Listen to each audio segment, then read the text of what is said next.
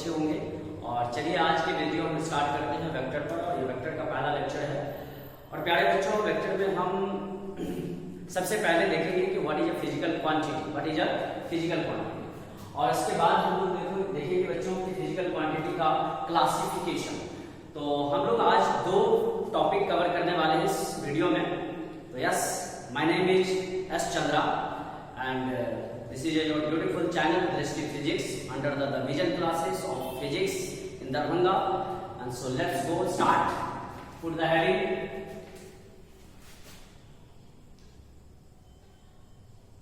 Vector. आज की class vector को होने वाले हैं डियर स्टूडेंट्स।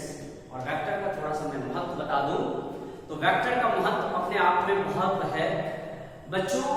अगर आप फिजिक्स 11th क्लास का पढ़ने जा रहे हैं और आप स्टार्ट किए हैं, 10th के बाद जब फिजिक्स हम स्टार्ट करते हैं तो सबसे पहले बच्चों वेक्टर्स पढ़ना जरूरी है, क्योंकि प्यारे बच्चों वेक्टर फिजिक्स का एक बैकबोन है, रीढ़ की हड्डी।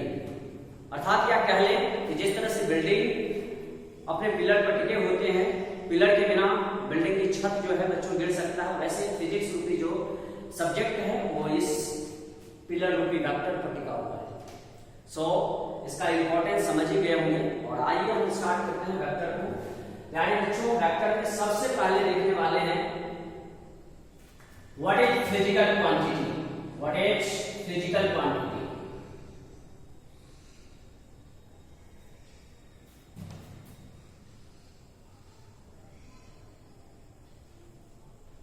What is physical quantity, physical quantity क्या है, what is physical quantity. Dear students, physical quantity को हिंदी में हम लोग भौतिक राशि कहते हैं।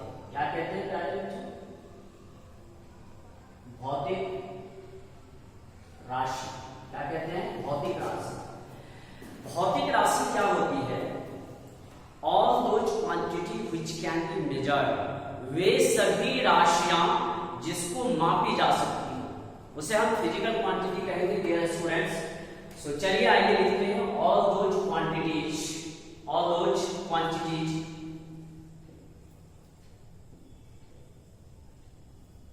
all those quantities which can be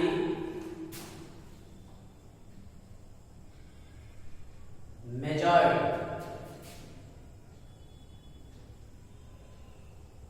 is known as physical quantity. Dear students, all those का मतलब है वे सभी। अगर हिंदी में बता दूं, जिसको देखिए कई सारे बच्चे हिंदी बोर्ड से आते हैं, तो बहुत सारे बच्चे को 11th क्लास में इनिशियली में स्टार्टिंग में दिक्कत होते हैं, और बच्चों 1-2 महीने के बाद आप इतना कंफर्टेबल हो जाएंगे कि इंग्लिश बेटर लगेगा हिंदी की तुलना में। और बिकॉज ये सब्जेक्ट सब क्या है, कॉन्सेप्चुअल सब्जेक्ट है फिजिक्स। सो कॉन्सेप्चुअल सब्जेक्ट में कॉन्सेप्ट को सीखना होता है। So language doesn't matter. अगर आप कॉन्सेप्ट को सीख जाएंगे, समझ जाएंगे बातों को, तो आपको आसान लगेगा लैंग्वेज। नॉट लिटरेचर लैंग्वेज है, यह लिटरेचर लैंग्वेज नहीं है, इस सब्जेक्ट का कंसेप्चुअल लैंग्वेज है, तो इसमें ज्यादा डिफिकल्टी नहीं होती है बच्चों को समझने में। ऑल दोज क्वांटिटीज, वे सभी राशियां, वे सभी राशियां जो which का मतलब यहां जो कैन बी मेजर्ड, मापा जा सकता है। कैन बी का मतलब जा सकता है। इसे जानते हैं, जिन्होंने आज जानते हैं किसके रूप में, भौतिक राशि के रूप में हम इसे जानते हैं। यहां इज नोन एज की जगह इज कॉल्ड भी लगाते हैं, is called physical quantity. Dear students, आइए फिजिकल क्वांटिटी का कुछ उदाहरण देखते हैं। क्या क्या राशियां हैं जिसको मापते हैं? तो बच्चों जिस राशि को माप सकते हैं उसे फिजिकल क्वांटिटी कहते हैं। तो देखो बच्चों, हम अगर सीधा बात करें कि इस मार्कर का लेंथ मापो तो तुम माप लोगे। तुम्हारे पास मान लो स्केल इंच का है तो इंच में मेजर करके हमें तुम्हारे पास सेंटीमीटर का स्केल है तो सेंटीमीटर पर बता दोगे इसकी सेंटीमीटर में लेंथ। अगर डियर स्टूडेंट तुम्हारे पास मीटर का स्केल है तो मीटर में माप दो। तो लेंथ को मेजर कर सकते हैं अलग अलग इकाई में, ठीक है। तो लेंथ को क्या मेजर कर सकते हैं? हाँ मेजर कर सकते हैं, हर वस्तु की लेंथ को मेजर कर सकते हैं। Length is measurable quantity. So इसका answer of example first length. बच्चों एरिया मापते हैं किसी भी वस्तु का, एरिया मापी जाती है। Yes, area is also measurable quantity. Volume, yes it is also measurable quantity. Volume मतलब अगर मैं कहूं कि बच्चों एक गिलास पानी लो, एक बोतल पानी ले आओ, और मैं सवाल कर दूं तेरे से पानी लेकर आया, बोतल में कितने पानी है हुआ, तो तुम बोलोगे 1 लीटर सर। तो ये 1 लीटर क्या बताया? पानी की आयतन। तो बिना मापे हुए वो बॉटल का पहले से फिक्स था कि इसमें 1 लीटर कंटेन करता है बॉटल।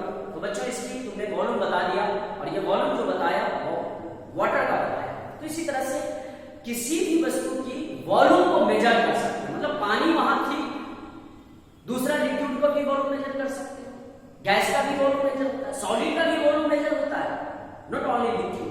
तो हम लिक्विड का जैसे वाटर का एग्जांपल है, वॉल्यूम किसी भी वस्तु का चाहे वो सॉलिड हो, लिक्विड हो और गैस हो, वॉल्यूम मेजर करते हैं। यस, सो डिस्टेंस भी मेजरेबल क्वांटिटी है। दूरी, डिस्टेंस को बोलते हैं बच्चों दूरी। डिस्प्लेसमेंट विस्थापन, इसको हिंदी में कहते हैं विस्थापन। सुना होगा ये बच्चों 9th क्लास में विस्थापन शब्द। Dear students, time is also measurable. अरे टेम्परेचर, अभी तुमसे पूछे कि बाहर का तापमान क्या है, बता सकते हो? अरे तुम्हारे पास मान लो बताने के लिए कुछ है, मेजर करने के लिए कोई सिस्टम, तो तुम्हारे मोबाइल मेजर कर देंगे। मोबाइल जो है आजकल गूगल भी बताते हैं, मेजर करते हैं ना। तो बच्चों गूगल को खोलोगे, मेजर तुम्हारे आसपास के वातावरण में क्या टेम्परेचर है ये मेजर करके दे देगा कि भाई ये वातावरण का टेम्परेचर 30 डिग्री सेल्सियस है। What is this? This is the temperature. ये मेजरेबल क्वांटिटी है, डिग्री सेल्सियस में बोला। चलिए आगे बातें करते हैं, जैसे एक्सेलरेशन। क्या? एक्सेलरेशन जिसको हम त्वरण कहते हैं हिंदी में, क्या कहते हैं? त्वरण। Acceleration, momentum. क्या बच्चों? मोमेंटम को हिंदी में कहते हैं संवेग, मोमेंटम। आई फोर्स को मापते हैं या नहीं? यस, किसी चीज को धक्का देते हो या खींचते हो, पुलिंग एंड पुशिंग, फोर्स लगाते हो, फोर्स को मेजर करते हैं। किसमें मेजर करते हैं? कौन सी इकाई में? न्यूटन में। एनर्जी मेजरेबल है कि नहीं? अगर तुम काम करते हो एनर्जी खर्च होता है, एनर्जी मेजर होता है, जूल में मेजर होता है, और भी बहुत सारे असाइनमेंट में मेजर होते हैं। Power, yes. वाट, काम को मापते हैं कि नहीं? मापते हैं। वाट, जूल में। तो बच्चों ये सब क्या है? मेजरेबल क्वांटिटी है, जो नाम लिख रहा हूं मैं यहाँ। और क्या लिखना चाहोगे? Moment of inertia. ये मोमेंट ऑफ इनर्शिया तुम्हारे लिए नया शब्द है बिल्कुल। देखो बाकी चीज इस वर्ड से तुम परिचित होगे, लेकिन moment of inertia 11th class में पढ़ते हैं। ये रोटेशनल चैप्टर में पढ़ेंगे आगे चल करके डिटेल में मोमेंट ऑफ इनर्शिया। यहाँ जितने भी मैं क्वांटिटी का नाम लिख रहा हूँ, फिजिकल क्वांटिटी, सारे के सारे बहुत वास्ट में बहुत डीपली में हम पढ़ने वाले हैं किसी न किसी चैप्टर में।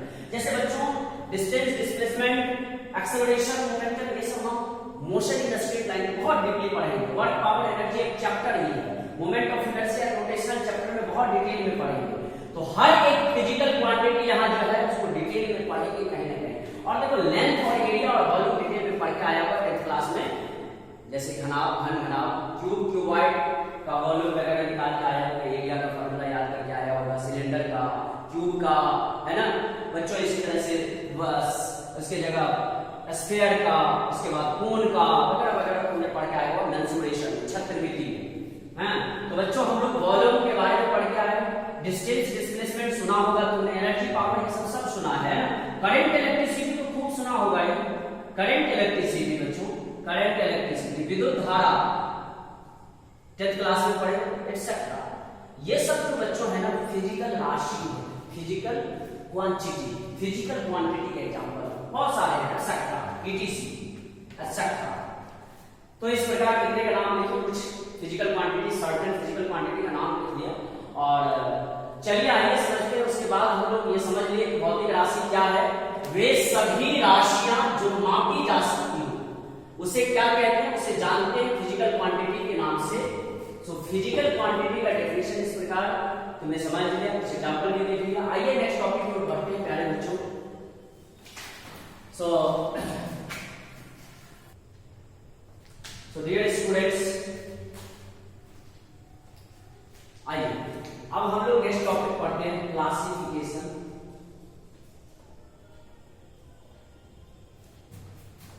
Of physical quantity. Classification of physical quantity, classification of physical quantity, classification of physical quantity, इसे हम कहते हैं भौतिक राशि का वर्गीकरण। इस नाम से जानते हैं भौतिक राशि का वर्गीकरण, भौतिक राशि का वर्गीकरण, भौतिक राशि का वर्गीकरण। डियर स्टूडेंट्स, भौतिक राशि को, फिजिकल क्वांटिटी को जो मेजर करते हैं, वर्गीकृत करते हैं मुख्य रूप से 3 भागों में। और फर्स्ट इज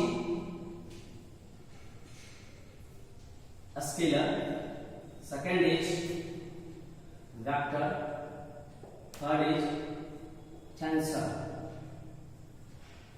भौतिक राशि को 3 भागों में वर्गीकृत करते हैं और एक एक करके हम लोग बहुत डिटेल में समझने वाले हैं यहाँ। बिकॉज देखो बच्चों, ये हम लोग सिलेबस 11 का है, उसमें डीपली पढ़ते हैं फिजिक्स को, ना कि ऊपर ऊपर।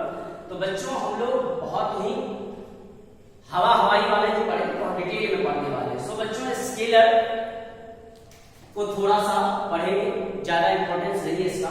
टेंसर भी थोड़ा सा पढ़ेंगे, बट वेक्टर को बहुत डीपली पढ़ेंगे। क्या पढ़ेंगे? बहुत डीपली पढ़ेंगे।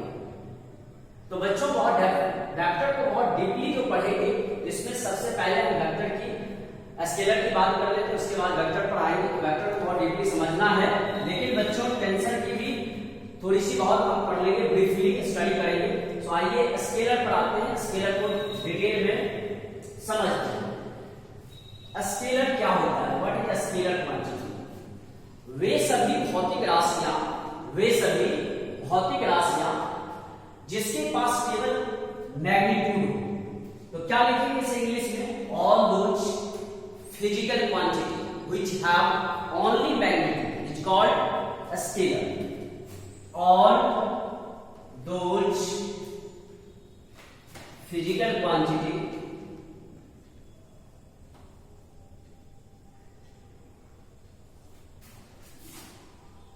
which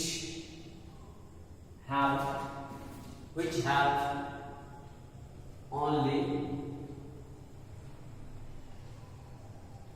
magnitude is called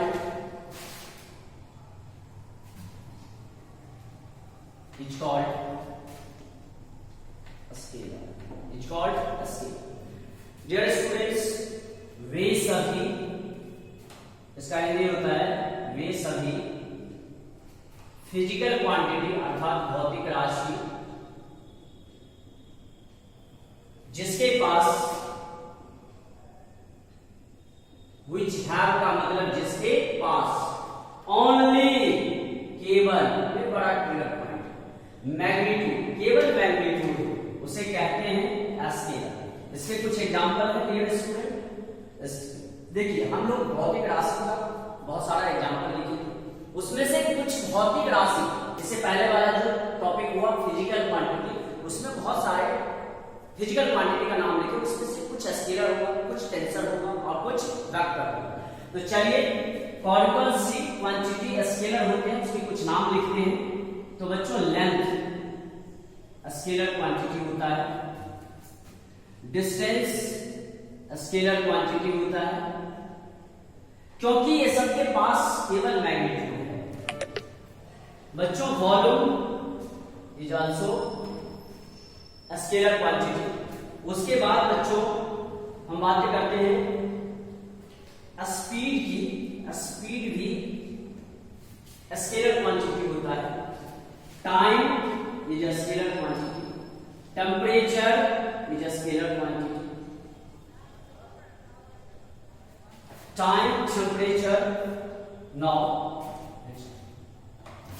electric current अर्थात करंट इलेक्ट्रिसिटी, इसे हम करंट इलेक्ट्रिसिटी भी बोलते हैं ना, करंट इलेक्ट्रिसिटी,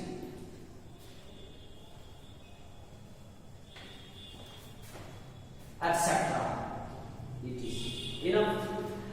बहुत सारे नाम हैं, कुछ स्केलर का नाम लिखो लेंथ, जिसमें हमें इसको बहुत अच्छे से समझना है। देखिए यहां जो फिजिकल क्वांटिटी है इस सबके पास क्या होगा, केवल मैग्नीट्यूड होगा, लेकिन यह स्टेटमेंट कोई जरूरी नहीं है कि फॉलो करता हो। बच्चों जैसे मैं बात करूं कि करंट इलेक्ट्रिसिटी की, तो करंट इलेक्ट्रिसिटी अगर किसी वायर में फ्लो कर रहा है, माना कि वो 5 एम्पीयर का करंट फ्लो हो रहा है वायर में, और वायर में अगर 5 एम्पीयर की करंट फ्लो हो रहा है, तो ये करंट का मैग्नीट्यूड हो गया, ये करंट का क्या हो गया, मैग्नीट्यूड। और डियर स्टूडेंट, करंट का डायरेक्शन हमेशा high potential to low potential होती है, या कह सकते हो इलेक्ट्रॉन के मोशन के विपरीत दिशा में होती है, या तुम सिंपल बहुत लाइनिंग में कहोगे तो करंट किस दिशा में जा रही है, तार के अलाउंग, तो अलाउंग द वायर ऐसे बोल सकते हो। तो ये भी मालूम है कि करंट किस दिशा में फ्लो कर रहा है, दिशा मालूम होता है, ये डायरेक्शन को इंडिकेट कर रहा है। करंट के पास मैग्नीट्यूड भी है और डायरेक्शन भी है, करंट के पास मैग्नीट्यूड भी है और डायरेक्शन भी है, फिर भी ये दोनों रख रही है और स्केलर क्वांटिटी। अगर कोई क्वांटिटी बच्चों मैग्नीट्यूड और डायरेक्शन दोनों रख रही है और ऐसे स्केलर हो रहा हो, थोड़ा सा अनुचित लग रहा है बच्चों, नहीं। तो जो स्टेटमेंट है कि ओनली मैग्नीट्यूड, या फेल हो रहा है, तो इसका मतलब इसके साथ कुछ और होना चाहिए।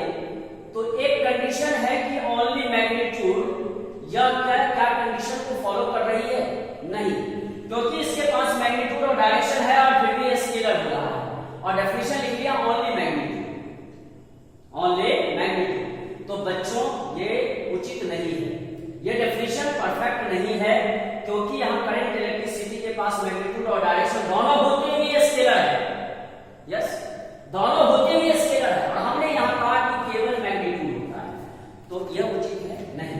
तो इसीलिए स्केलर में एक साथ में एक और नोट पॉइंट लिखेंगे बच्चों कि स्केलर जो होता है वह वेक्टर लॉ ऑफ एडिशन को फॉलो नहीं करता है, इसीलिए करंट इलेक्ट्रिसिटी मैग्नीट्यूड और डायरेक्शन को रखते हुए भी स्केलर होता है। मतलब वो फिजिकल क्वांटिटी जो वेक्टर लॉ को पालन करेगा तो वेक्टर होगा, और वेक्टर लॉ ऑफ एडिशन को पालन नहीं करेगा तो नहीं होगा।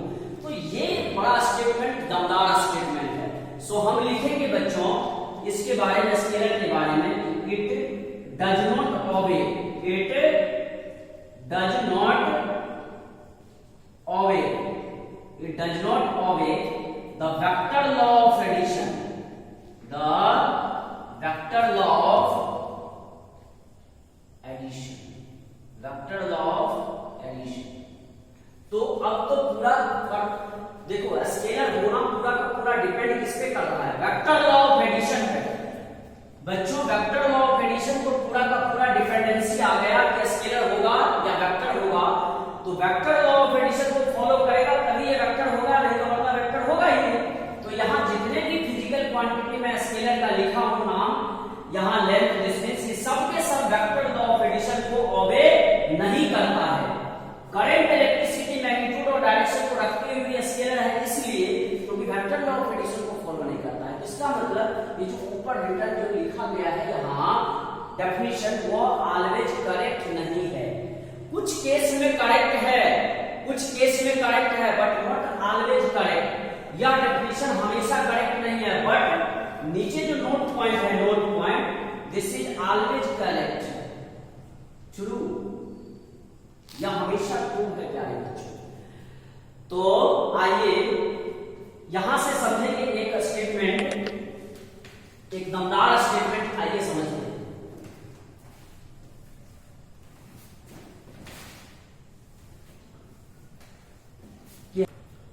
सो डियर स्टूडेंट्स, आइए एक स्टेटमेंट यहां बहुत ही तगड़ा वाला नोट पॉइंट हम बनाते हैं कि अगर कोई physical quantity vector law of addition को फॉलो करता है तो वो वेक्टर होगा, और वेक्टर लॉ ऑफ एडिशन का फॉलो नहीं करेगा तो वेक्टर नहीं होगा। लेकिन अगर कोई फिजिकल क्वांटिटी मैग्नीट्यूड और डायरेक्शन दोनों रख रही है, मैग्नीट्यूड एंड डायरेक्शन दोनों रख रही है, फिर भी वो स्केलर हो जा रही है, इसलिए क्योंकि वेक्टर लॉ ऑफ एडिशन को फॉलो नहीं करता है। तो पूरा का पूरा डिपेंडेंसी किस स्टेटमेंट पर आ रहा है? वेक्टर लॉ ऑफ एडिशन पर। तो आइए बच्चों हम वेक्टर की डेफिनेशन जान लेते हैं और उसके बाद एक अच्छा सा बेहतर सा नोट लिखेंगे, कंक्लूजन, जो स्टेटमेंट ट्रू और फॉल्स डिटरमाइन करने में आपको मदद करेगा। तो आइए वेक्टर की डेफिनेशन समझते हैं। वेक्टर क्या कहता है कि वेक्टर क्या होता है?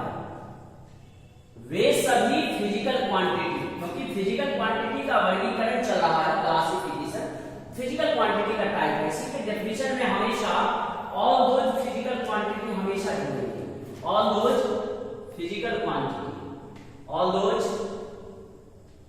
Physical quantity which have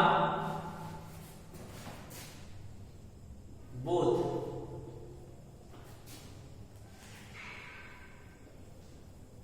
magnitude and direction, magnitude and direction, concentrate करो बच्चों, direction,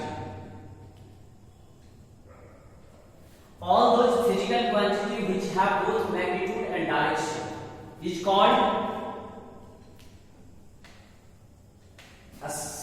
वेक्टर। इसके एग्जांपल कुछ है इस प्रकार प्यारे बच्चों, डिस्प्लेसमेंट, विस्थापन जो होता है वो वेक्टर क्वांटिटी होता है। वेलोसिटी, वेग, वेग और चाल में अंतर है प्यारे बच्चों, वेलोसिटी। उसके बाद एक्सेलरेशन,